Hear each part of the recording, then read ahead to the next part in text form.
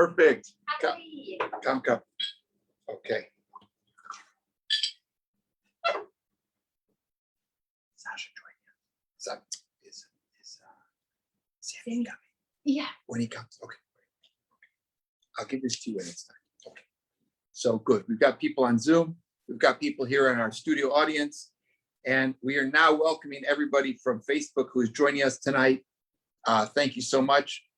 We are excited to be doing this. If I can find where it is. We're excited to be doing this presentation. And we hope that you will participate if you have, questions, or you've got other kinds of things you want to, ask. So you can do so in the chat.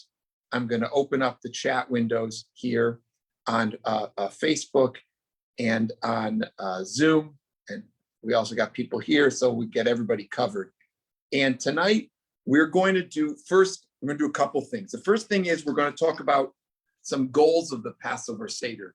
And we so often can lose track of what the goals are. So we're going to do a quick refresher of what the goals are. Then we're going to go through what are the essentials, what you have to do in the Passover Seder. And that's taken from my 10-minute Seder, which has now been sent around the world, and we'll talk a little bit about that. And in addition to those things, then we'll get to some little deeper insights for everybody. Now, of course, I want to thank our anonymous sponsors for making this event possible, and our hosts. And hey, look, we've got already some people here on Facebook, and we got some people in person. That's great. Okay, so I have the chats up. We're ready to go. We want to dedicate our Seder for Refuah Shlema to all those people who are still suffering from COVID. Anybody who is sick from from this terrible disease, we wish them a Refuah Shlema. So l'chaim, l'chaim, l'chaim to all those who need healing. L'chaim.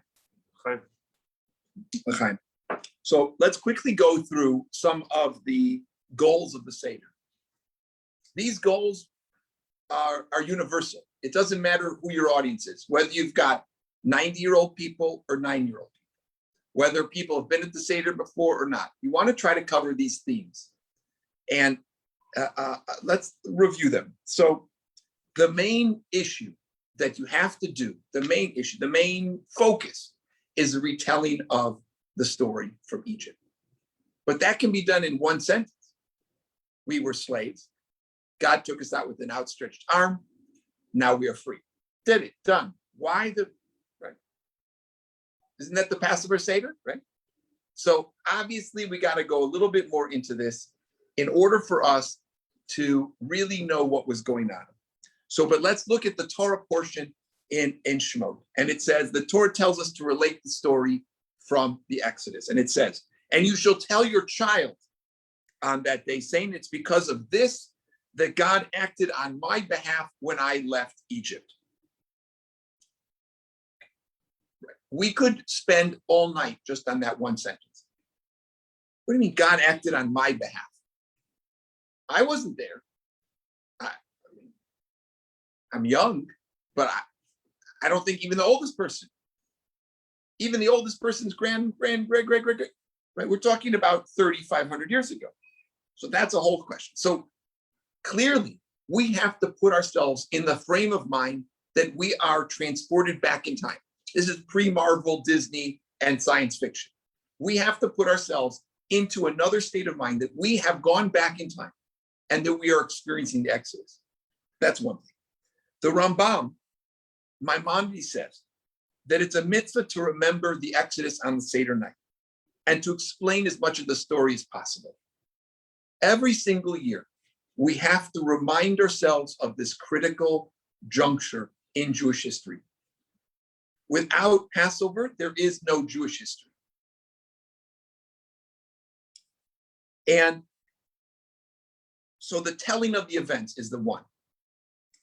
Now the Sefer Chinuch, a wonderful doesn't do justice, a seriously important work. The book of mitzvah education, which was written about 1,000 years ago. He explains that one of the things you have to achieve with your Passover Seder is to instill faith. That the events of the Seder affirm our belief in God, right? How did we get out of Egypt? Was there a UN resolution that said, okay, now it's enough of that slavery. The Jewish people have had enough because, let's take them out. Right? It's not it. And I'm making fun of it, but let's be serious, right? The only reason the Jewish people were redeemed was not because they led an armed revolt, right? Were there Jewish terrorists running around Mitzrayim, blowing up Egyptian things? Were they taking hostages and hijacking airplanes? How did the Jewish people become free? God. In fact, the Jews didn't even know about nonviolent demonstrations. They didn't do a sit-down strike, right? They didn't block the roads. They didn't know from these things. We didn't know yet something that could be effective. And even if they had, it really wouldn't work because that only works in a modern era when you have mass media where people can see what's going on and then they start feeling bad for all the Nebuch people. So you've got the situation that the only way the Jewish people could not be slaves is if there was divine intervention. So do not be surprised by how many mitzvot there are relating to the exodus from Egypt, positive and commandment, because this is a foundation and pillar upon which our Torah and faith stand. That's what the Chinuch says. That's why we're always saying, and when we're making blessings, all right, in commemoration of the exodus from Egypt, we say it every Friday night, Zecher L'Tziat Mitzrayim. Right? All of that is about redemption from slavery. But it's not just that we were redeemed from slavery. It's that we have faith that it was God who took us out of slavery. Okay. By the way, we could go through many. We could just talk tonight again. Each one of these issues that we're going into is a class in of itself. But tonight is a crash course. So we're going to go quickly because we want to cover a lot of ground. So now, what does it mean to have faith in God? In other words, a person could think, you know what? God took us out of Egypt, and that was the end of the story. That was it. God took us out, and then he said, you're on your own, like when you send a kid off to college. Yeah. Good luck out there, kiddo. So faith in God, as it's connected to Passover, is that God is involved in the day-to-day of the world and the day-to-day of the Jewish people, and that God is active in history. Not just that there was a creator, but that the creator who is beyond our comprehension and knowledge is involved in day-to-day affairs. Okay. The next thing that we want to achieve on the Seder is to experience freedom. Many of the things we do at the Seder are so that we feel free, right? In fact, even the choice of good wine, it says you should have good wine. Why good wine? Why not just, $2 chuck? Because when you're drinking $2 chuck, you feel like a cheapskate. You're just drinking because you want to get some wine in your body. But when you open a nice bottle of wine, it feels special. It's a special moment. Everything we do by the Seder is to experience freedom. So in fact, let's look at the Haggadah. It says in every generation, as persons obliged to see themselves as though they had come out of Egypt, right? You yourself are experiencing it that night. And so all these things we do to experience freedom. We recline at the table. We have delicious foods. Slaves don't have delicious food. And we say these things at the Seder, right? That God brought us out of there and he took us to the land which our ancestors had been promised. And there's a famous book, the Sifsei Chaim, Rabbi Chaim Freelander, and he says, every year, when the night of our exodus from Egypt recurs, it's incumbent upon us to ascend to the level of those that came from Egypt, right? It says a person has to see themselves. We're supposed to be in that mindset of the people who were redeemed.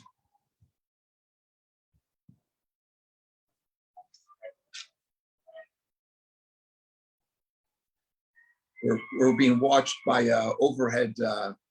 I guess somebody couldn't make the class and they're just attending by drone. Okay.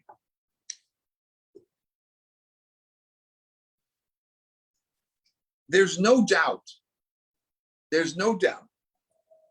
if the Torah had just told us to think about the Exodus for a week, or you know what? Let's take something inconsequential,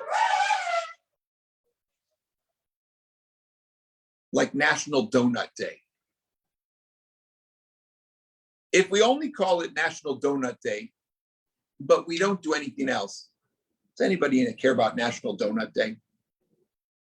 Did you even know there's a National Donut Day? You didn't know? No. There's a National Donut Day. But if you don't eat a donut on National Donut Day, have you really experienced National Donut Day? It has no impact on you. Only the best example, I was in the supermarket on March 16th. And apparently that's also St. Patrick's Day. And a guy comes up to me. I guess I look Irish. And he says, do you know where the Guinness is?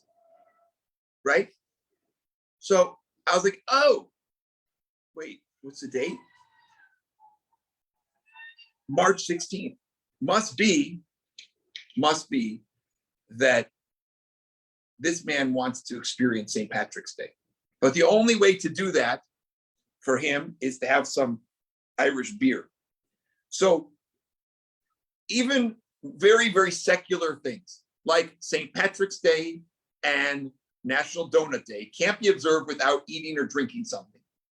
You have to be involved in an act. That's why the Passover Seder is so important.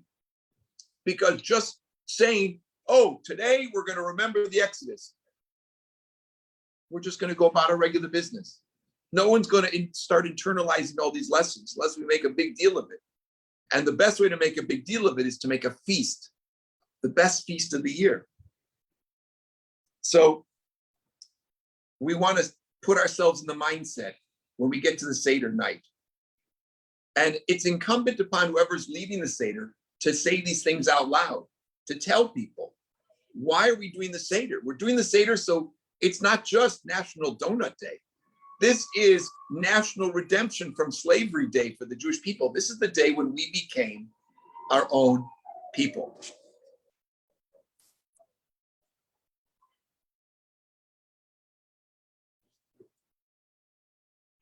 Okay, so now, and by the way, we could go again, there's a whole class just on this idea of now, the next point that we have to remember to do at the Seder is so important. Thanksgiving, not Thanksgiving like pilgrims in Turkey and stuffing and football, but Thanksgiving that we need to give thanks to God, right? It's a day of liberation. So we need to be we have to show gratitude to God for redeeming us from slavery. But wait a minute. I didn't get out. It was my great grandparents, So what's so beautiful is that,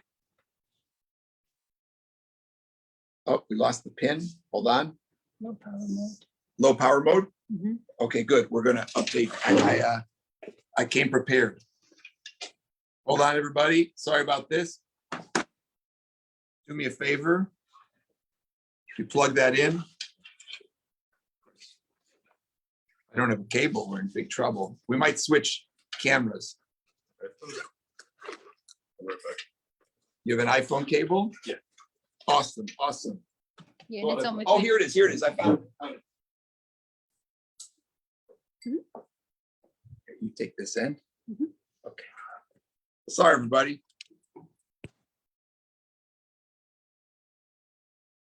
There we go. Okay. Woo, that was close. We almost became slaves again in Egypt. All right, so we have to have Thanksgiving. Now, you know why this is probably one of the least known parts of Pesach. You know why? Of the Seder. Anybody want to guess? Okay, anybody in Zoom land, in Facebook land, in real life land? Anybody want to guess why Thanksgiving, giving thanks, is one of the least known parts of the Seder? We're already saying it every time. Thanks for taking us. Say a little louder, Sasha. Because we do it all the time. We're saying thank you for taking us out of Egypt. Okay, right. We do on a regular basis, show some gratitude to God about, Az Yashir Moshe. We say it in the prayers. Okay, it's nice. So that explains maybe why we don't recognize that it's an element, because we're doing it all the time. Okay. Any other ideas? Anybody?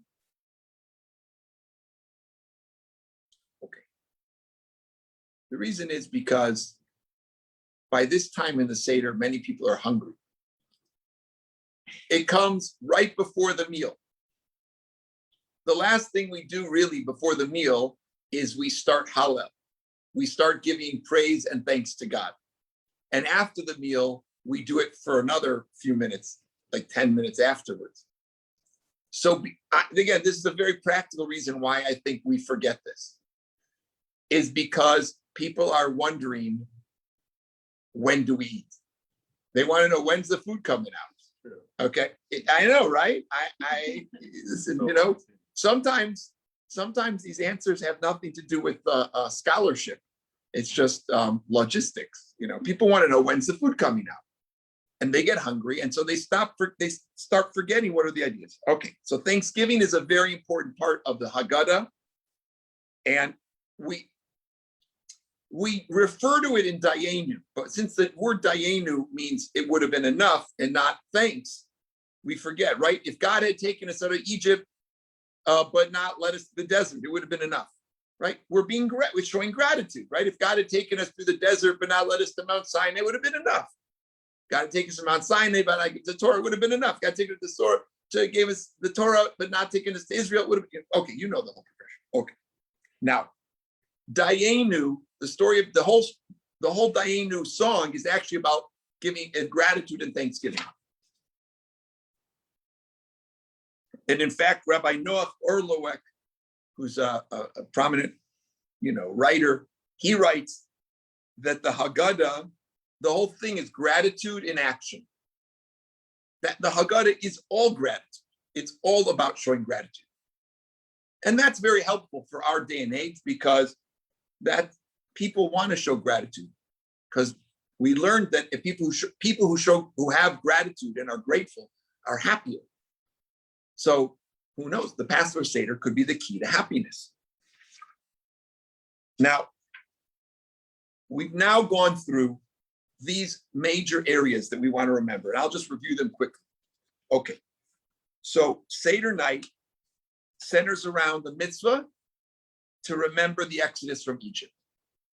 2, right? The story is retold about the whole lessons, and it offers an opportunity to express our thanks. So it talks about faith and thanks and remembering the story. And we also have to remind ourselves that a Haggadah, that the Seder we do and the Haggadah are some of the primary ways we have to internalize these messages. So luckily, and I have to tell you, this is still one of, and I say still because it's been out for a little while. I got to give a plug to my friend here. When did he write this book? This book was published 1997. Rabbi Shimon Apostol wrote this book, Survival Kit, Family Haggadah. Now,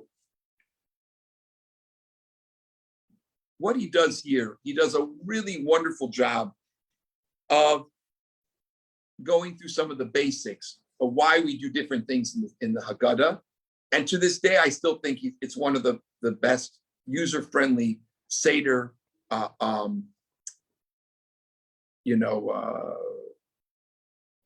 guess it's a compendium. It actually is a Haggadah. It has the Haggadah text in it, but it has all these beautiful additions.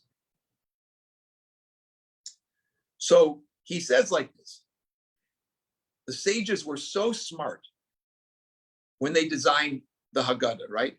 Because what is the Haggadah? It describes doing a Seder. What does Seder mean in Hebrew? Anybody? Order. Exactly. The Seders, you have to try hard to not do the Seder, Beseder, right? Because it literally tells you at the very beginning all the things you're going to do, right? Kadesh Urchatz. Or which melody you know? Kadesh Urchatz. You know that one? Okay. So at the beginning, we go through all these things. So I brought some Haggadahs to show off. By the way, this is a very nice new one. If you're into graphic novels, this one came out last year. My kids love this. It's really good. It's really, really well done. Very smart. Look at that. Impressive.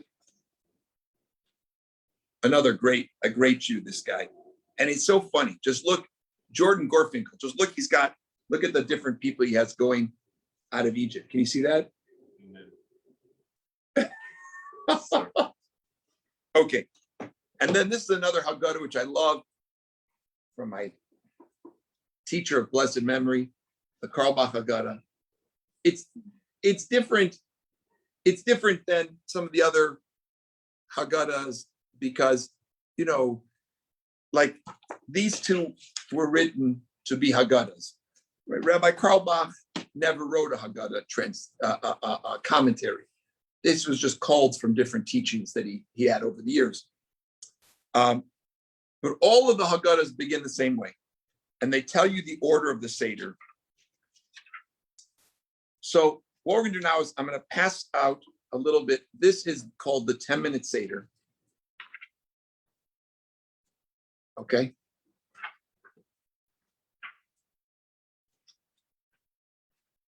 And the 10-minute Seder was put together to be used at music festivals, most famously at Coachella, where you've got Jews at a music festival who don't have a lot of time, but we wanted to make sure they don't miss Passover. But no one's going to sit down for an hour-long Seder when they've got to run to go see, I don't know, the Red Hot Chili Peppers or Beyonce or whoever is playing, right? So we created this shortened version of Seder that has all the essential items you have to do. Okay? So this is literally 2 pages. And this is everything you have to do has been rewritten in English here. And what I want to draw your attention to is this. What we start off with, we have to have Kiddush, okay? 4 cups of wine, 4 questions.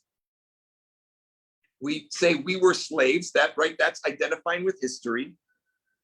We have the 4 children. We talk about the plagues, Dayenu, and then there are 3 concepts we have to discuss at the Seder: Pesach, Matzah, and Maror, and then Hallel. That's the Thanksgiving.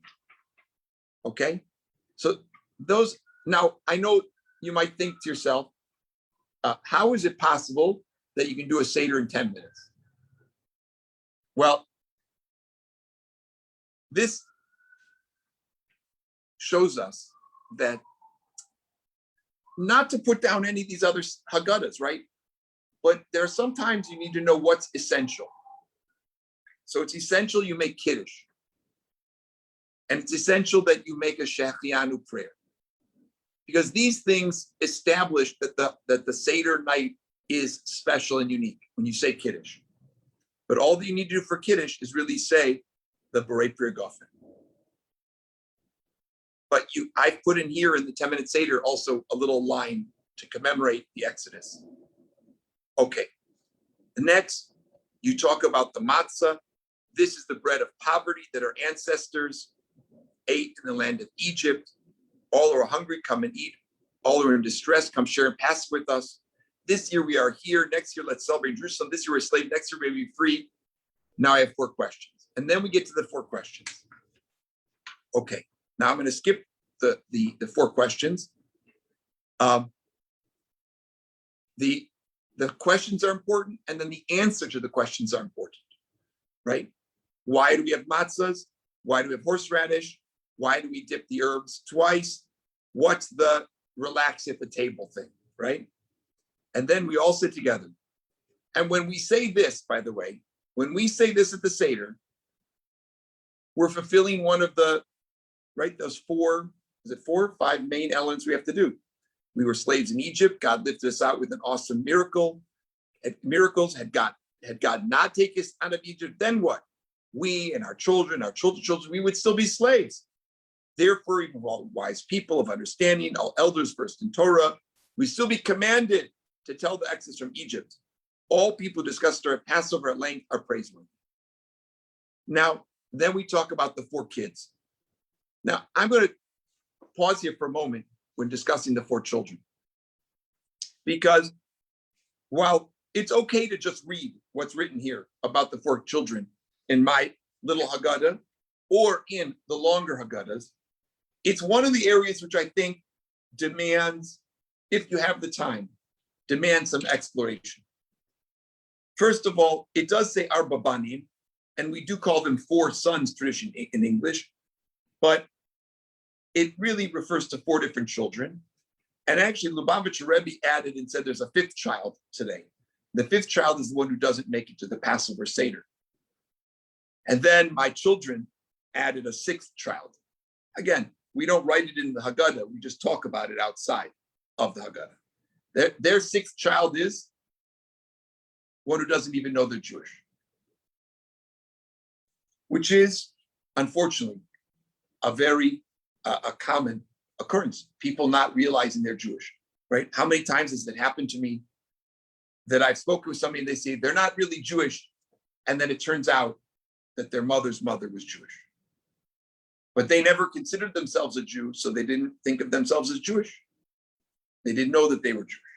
So that is the 6th child today. We don't put them into the Haggadah per se as part of the liturgy, but we talk about them on the outside. Okay. It's important for us to discuss these issues: the matzah, the horseradish, the herbs, and then. Now, one of the things I'm going to digress here a little bit from the written text and talk about the importance of eating. Now, today, being a foodie is there's a lot of foodies out there, right? People are really into food. Well, again, I don't want to boast, but I think that the Jewish people through the Seder were the original foodies, because there's so much attention placed to what foods you eat at the Seder. You have to have matzah. You have to have horseradish. You have to have, and then you do many people use romaine lettuce and for maror, okay? They use romaine lettuce. And you have to make charoseh, which is supposed to remind us of the mud, which the Jewish people, you use salt water for tears. You use wine, which also references the blood of the Jewish children who were killed by the Egyptians. So there's so many symbolic foods that we eat. And they're actually very, very important to eat them at the Seder. I'm going to just point out that when you're doing your Seder, it's enough if you just stick to these 2 pages. Okay, I'll put it in the chats down here, so if people want to download it and so forth. But I want to offer a little bit of a deeper insight, and then I want to offer some interactive ways of making the Seder fun. First of all, if you have children at the Seder, it's incredibly important that you make the Seder about the children and not ignore them. It can happen, when you have adults and they're drinking wine, they're having a good time, you can sometimes the kids can be forgotten a little bit. But really and truly, as we learned from the very beginning, the Haggadah is all about the kids. The Haggadah is all about the kids. You know, it's kind of a cliche, right? It's for the children. But it really is for the children. The Haggadah and the Seder is really for the children. Climb for the children. Now,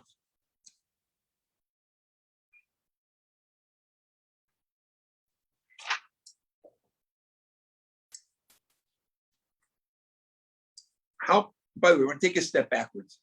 How many steps are there in the Seder? Anybody know offhand? 15. It's a lot. There are 15 steps. And you'll see, though, that in my 10-minute Seder, that I skip a couple. There's been a, little controversy there. It's not that they're, I skipped washing the hands, or chats. Karpas, I skipped karpas. I'm not saying anybody should skip those. But if you have limited time and so forth, those are things you can actually skip over because they don't provide any, they don't speak to the 4 reasons why we're doing the Seder.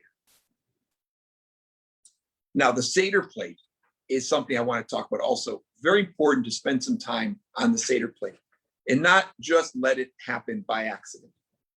The Seder plate is, in many ways, the focus of the whole evening's ritual because all of the ritual food items are placed on the plate.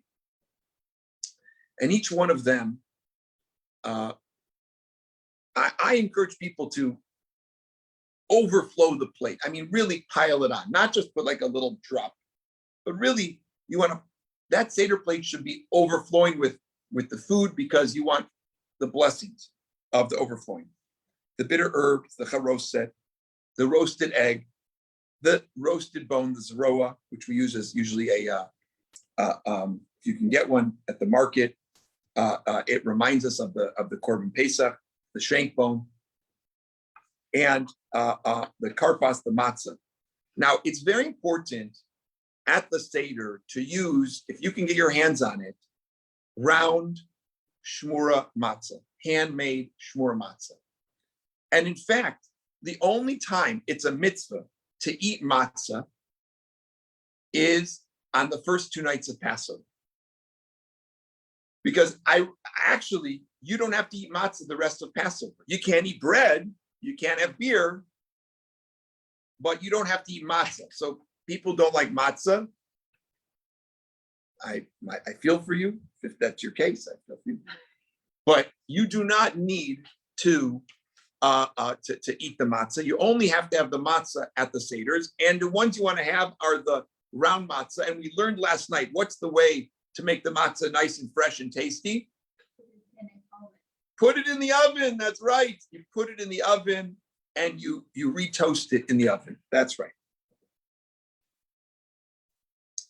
So we want to, so we've got all these delicious foods. I want to talk about setting the mood for the Seder. So there's an interesting custom which says that you should bring out all the silver, whatever silver you have, any fancy things you have, you should use them for Passover. We don't have that halacha any other time of year, okay? Not on Sukkot, not on Rosh Hashanah. Big days, right? Nobody would say Rosh Hashanah is not an important day. But the sages do not speak about the importance of putting out nice things, fancy things on the table. Only by Passover. So based on what we've already learned tonight, what might be some reasons? Well, you're finally free, so Okay. you might as well enjoy all the luxuries. Right? Slaves don't have silver dishes, right? And crystal or any of these things, right? Free people have these fine cutlery and so forth. Good. Okay. What else? Maybe the practical way. So you're gonna use that. You're not gonna use those good things in everyday life. So they become just once a year for Passover. Yeah. Okay, nice. I like that. Very, very beautiful, special. We just use them on Passover. Like that. I like that. Good. What else? Same reason we lean. Okay. Explain. Same reason we lean. Because we were slaves, now we're free. We're slaves, now we're free. It's royalty. Royalty, right.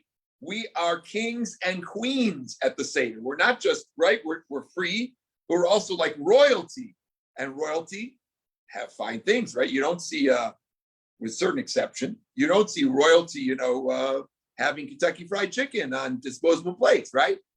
They're going to have nice food, right? Have you ever been? I haven't been, but I've seen pictures of the White House dinners, or like a state dinner at the, by the Queen. Right? It's fancy stuff, right? They're not putting out Chinette, paper plates. Okay. So now, okay. I'm going to give you one more reason. Ready? When the children see the fancy things on the table, they're going to wonder why. You don't normally put that out, Mom. Why are you putting your dad? Why are you putting out those fancy cups? Mom, why are you putting out the fancy silverware? One more way you get the kids engaged, asking questions. And they, oh, this is a special night. Oh, that's right. And then, please God, if you're lucky enough, you have something.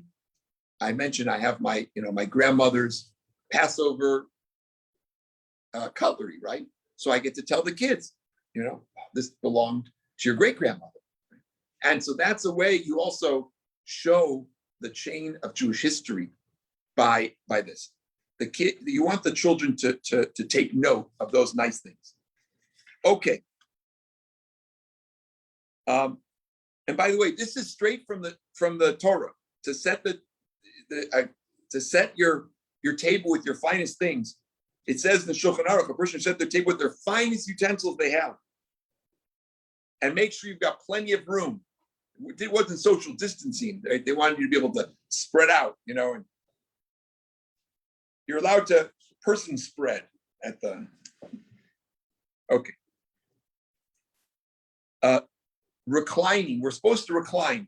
Normally, if you sat like this at the table, your parents would be like, hey, sit up, right? But on Pesach, you want to recline? No problem. We're supposed to lean left. But if you lean left and you don't have an arm in your armed chair, it's going to be bad. So you might want to kind of like this. Would you be allowed to lean like this at your house on a regular dinner? No, you wouldn't be, right? You'd get in trouble. Passover, you can get away with it. Okay. All right. So what are other ways that we can get the kids interested? So, every family, you can go online, you can find 50 ways. Whatever you do is great. However, you want to make sure to remember that there are certain things we don't do on Yom Tov. Certain things like we don't draw, and so you don't want to have like a coloring contest to get the kids interested, right? But even the Talmud, right? The Talmud, we're going back a couple thousand years, says you have to be innovative in order to keep the children awake. This is Rabbi Akiva. It is said that Rabbi Akiva would give out nuts. So that the kids would say, why are you giving out nuts? And he'd say, oh, you have to wait. I'll tell you at the Seder, right? And so then they'd be interested. They want to wait. One of course, the favorite games that a lot of families play is they hide them afikomen, right? And either the children look for the afikomen or the adult looks for the afikomen. That whole ritual is just to keep the kids engaged and involved. That's all it is. And you can come up with certain Kabbalistic reasons if you want about why we hide the afikomen, but ultimately it is only about keeping the kids interested. It's all for the children, for real. Now,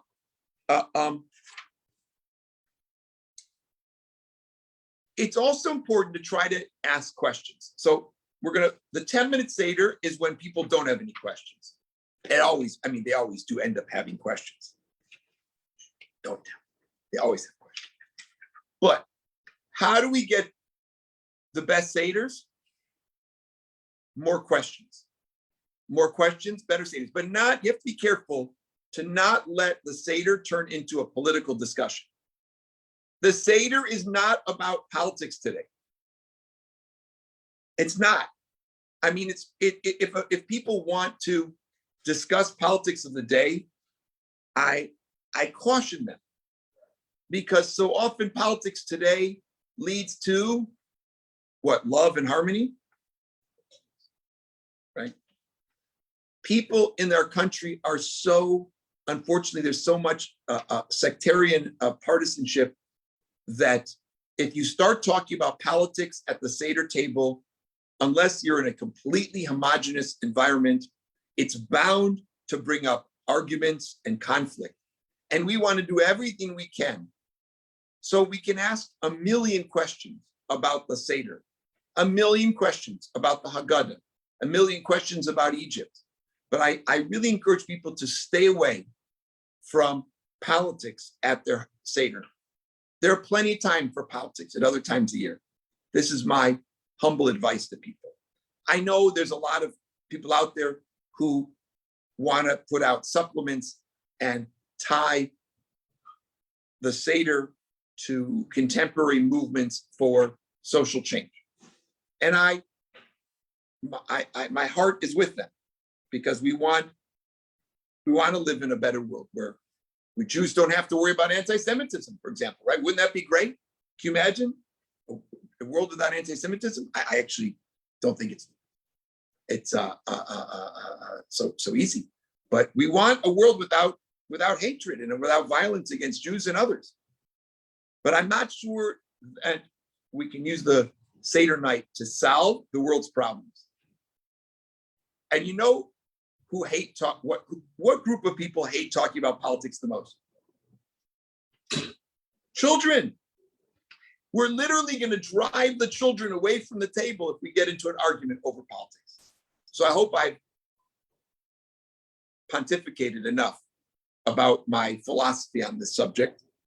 But I encourage everybody, you want the children asking questions. You don't want the adults interrogating one another about the politics of the day.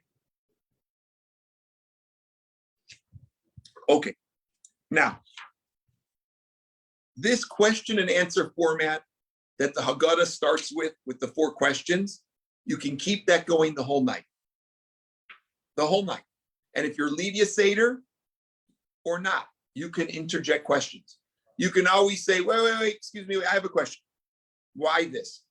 And get it. Why are we having it like this? Why? And if you don't know the answer, that's why I always recommend have lots of Haggadahs around. Lots of them. Because if you don't know the answer, one of these Haggadahs is going to have the answer. You find it. Oh, I think it's on page 32 here. You've got all the answers. Okay. Now, I want your questions. Let's hear your questions. Somebody must have a question. Sasha. Double dipping. Double dipping. Why do we double dip? Right. So that's a funny one, right? Because but the truth is, even today, right? If you take your chip and you dip it in the salsa and you eat it and you go back with that chip, you're committing a grave sin, right? That is a grave sin. People have broken up with their boyfriends or girlfriends over double dipping. I mean, that's serious stuff. That's okay. Double dipping. So when it says we dip twice, it is not referring to double dipping. Thank God.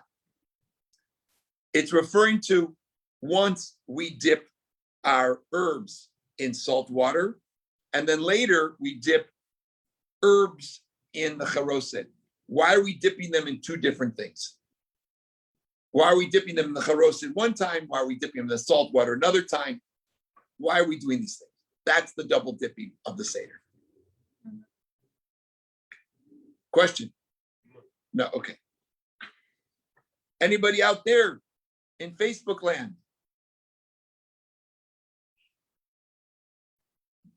How about in Zoom land?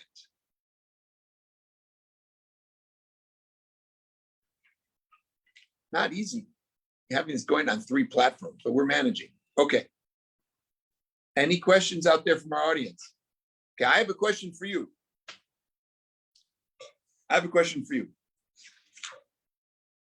Okay.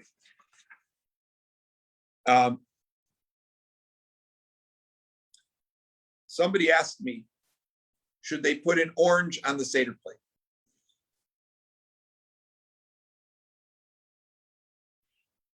And I know that some people also have a custom of putting a glass of water on the table. They call it Miriam's cup. Have you heard about that one? Okay, now you have. So the truth is,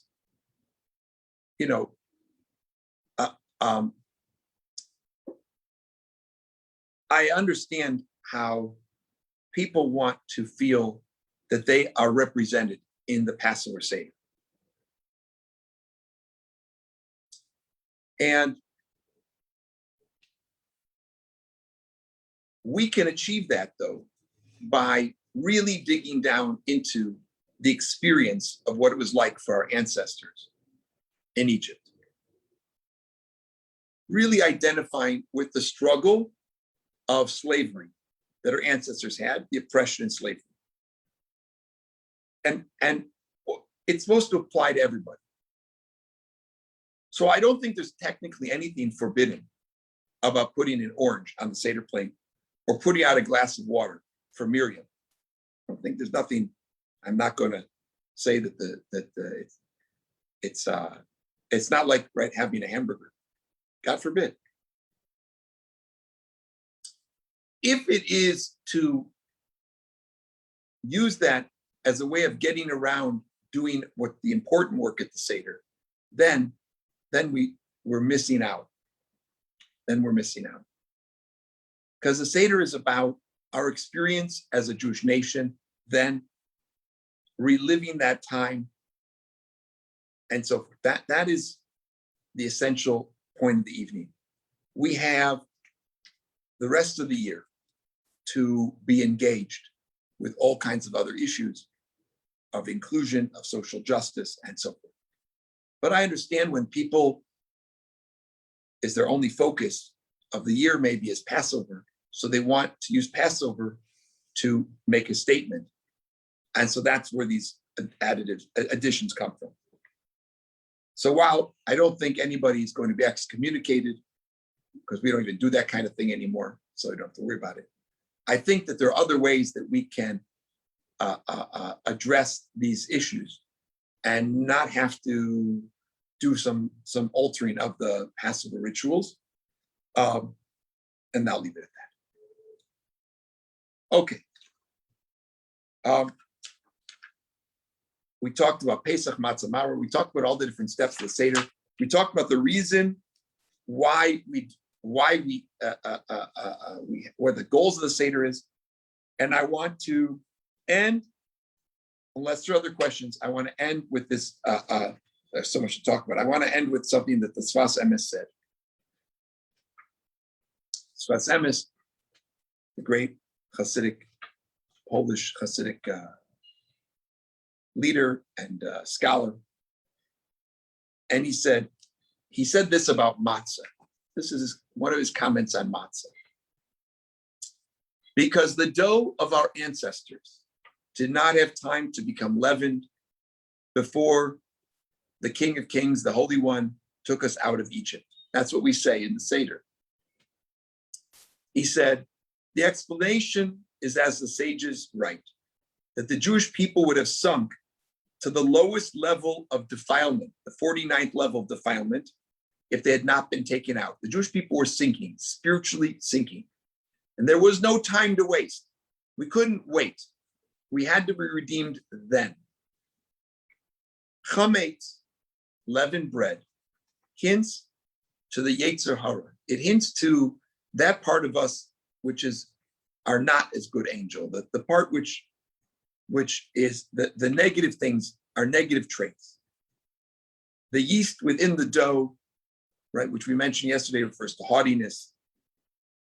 Before the dough became leavened, the light of holiness was revealed upon them. Say it again. Before the dough became leavened, the light of holiness was revealed to the Jewish people.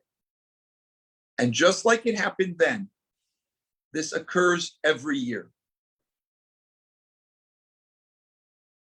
Because we write, you went out hurriedly. So he says we should act with great haste to perform the mitzvot of the Seder night, at which time the great kindness of angels awaken the night of protection. The Sfas Emes was noted for doing a very fast Seder because he wanted to, as it were, reflect the haste. So everything was done quickly. Now, you got to be careful with implementing that strategy because some people might think you're being rude. Okay. But I'll show you that we can use this as a basis to say it's okay to only do what's essential at the Seder. You don't have to do everything, but you do have to do what is essential. And I think that's an important thing about life too, right? Is you need the essentials. You need to focus on the essentials in relationships, in Judaism, in life, focus on essentials. We so often in life can get distracted by things which are unimportant and unessential for our joy and happiness, our well-being, our livelihood, or our health and welfare. And we get distracted by all kinds of, as we say in Yiddish, narishkeit, all kinds of things which don't directly relate to our well-being. So the Seder and the Sfas Emes remind us we should focus on the essentials, essential reasons of why we're Jewish, what our story is as Jews, what we have to achieve at the Seder night. Very simple things.